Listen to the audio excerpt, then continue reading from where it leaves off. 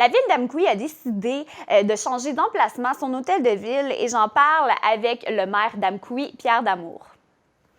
Bonjour, Monsieur Damour. Bonjour, Madame Zoé. On a su une bonne nouvelle la semaine passée que vous avez l'intention de changer d'emplacement à l'hôtel de ville d'Amqui. Oui, en fait, donc c'est un dossier qui date de plusieurs années, mais il fallait d'abord régulariser la situation du côté du garage municipal. Donc, au cours des derniers jours, les employés au niveau des travaux publics ont eu accès au nouveau garage municipal. On est bien heureux de ça. Donc, la suite des choses, le second projet majeur pour Amqui, c'est vraiment prendre une décision au niveau de la réfection de l'hôtel de ville. Alors, c'est un dossier qui date, comme je le mentionnais. Il y avait plusieurs scénarios sur la table. Une nouvelle construction, l'achat d'un bâtiment avec réaménagement, la réfection de l'emplacement actuel ou bien un projet, là, ce qu'on appelle une annexe, donc s'en aller du côté du centre récréo-culturel pour regrouper là les services administratifs des loisirs, mais également tous les éléments administratifs là, liés aux opérations de la ville. Donc, c'est l'option qui a été retenue par le conseil municipal. Pour une question de déménager à la récréo-culturelle, à la place? Il y en a une question de synergie. Okay. Et pour le reste, toutes les autres options, on était toujours autour des mêmes coûts. Donc, on parle de scénario financièrement, là, tout ça se ressemble, mais il y a l'effet de synergie, il y a l'effet aussi d'avoir accès aux besoins d'une salle, à la grande salle communautaire. Donc, on trouvait là un élément intéressant. Et je vous dirais que il n'y avait pas de volonté du conseil de faire des ajouts. Donc, il restait la réfection ou la relocalisation. Mais la réfection, on avait là aussi des enjeux majeurs, là, parce qu'on restait toujours avec une problématique d'infiltration d'eau à la crue printanière. Alors, l'idée pour le conseil, c'était pas d'augmenter les bâtiments, mais bien d'aller profiter là, de ce qu'on appelle un effet de synergie en s'en allant du côté du centre récréo-culturel. Alors, voilà. Donc, la décision. Est-ce que c'est un problème que vous aviez souvent, l'infiltration d'eau à l'hôtel de ville? C'est sûr qu'à chaque printemps, là, il y a des pompes qui sont installées là en permanence et ça dure un certain temps. Donc, le sous-sol est en bonne partie isolé, une bonne partie du printemps et évidemment, les odeurs qui en découlent. Bref, ça demeure un enjeu. 2017 a été très particulier. Les gens se souviendront là, de l'année 2017, le printemps 2017, alors que pas uniquement l'hôtel de ville, mais l'ensemble du secteur. Il y avait de l'eau qui s'était retrouvée sur l'avenue du Parc. Donc, on est dans une zone inondable et ça, je pense qu'on devait régulariser cette situation-là. J'imagine que chaque année, il y a comme des coûts rattachés à ça aussi. Donc, oui, il y a des coûts, mais c'est aussi des inquiétudes à quel moment, des odeurs. Donc, c'est. Puis l'autre élément majeur, il faut juste se souvenir que le bâtiment dans lequel on est actuellement, bien, c'était construit en 1967. Oui, 1967. Oui, donc c'est un centre culturel à l'origine. Donc, ce n'est pas un bâtiment qui est adapté pour accueillir des bureaux administratifs.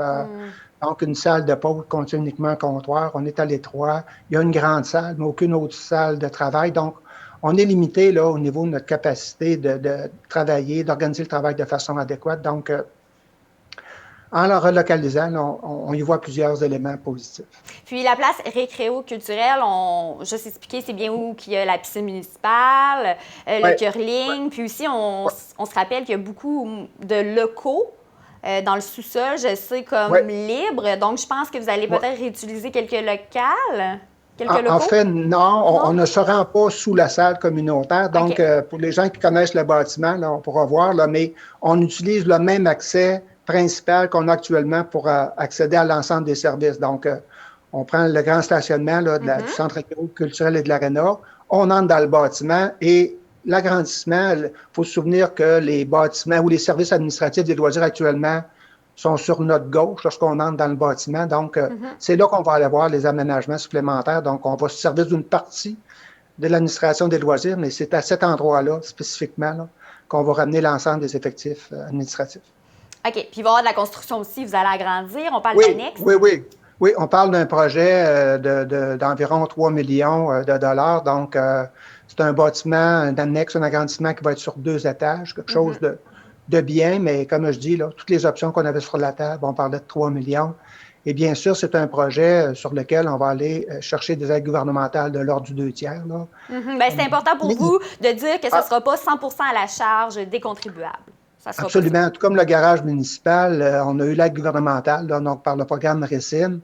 Donc, il est clair que ce projet-là va se réaliser dans la mesure où il y a des aides gouvernementales pour le réaliser. On pourra bonifier. On a une volonté aussi d'intégrer le bois. Hein, on le sait, le territoire matapédien, la ressource forestière est un élément important. Donc, si on est capable d'intégrer des éléments structuraux ou d'esthétique au niveau du bois, ça nous permettrait de bonifier là, les aides gouvernementales. Donc, à la dernière séance, le Conseil a décidé de l'orientation. Maintenant, il faut déposer au programme admissible.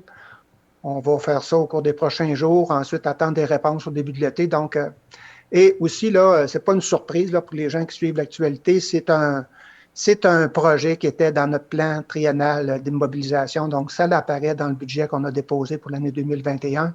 Et on espère là, réaliser ça pour pouvoir être relocalisé à l'automne 2022. En terminant, j'avais envie de vous parler, j'en ai parlé un petit peu avec Chantal Lavoie au début de l'émission, concernant la préfète de la MRC de la Matapédia.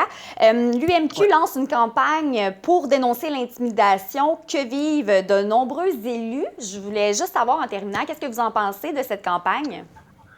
Bon, en fait, c'est drôle, on était trop tard pour la passer à la séance précédente, donc on va nécessairement adopter une déclaration de résolution à la séance du 15 février.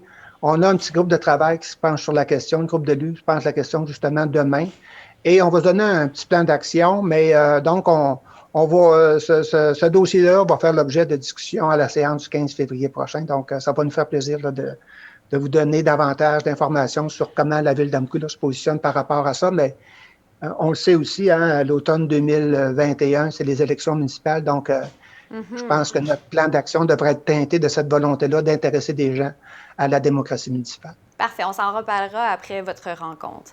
Merci beaucoup, Pierre Damour, maire d'Amqui. À la prochaine. C'est toujours un plaisir. Merci, au revoir.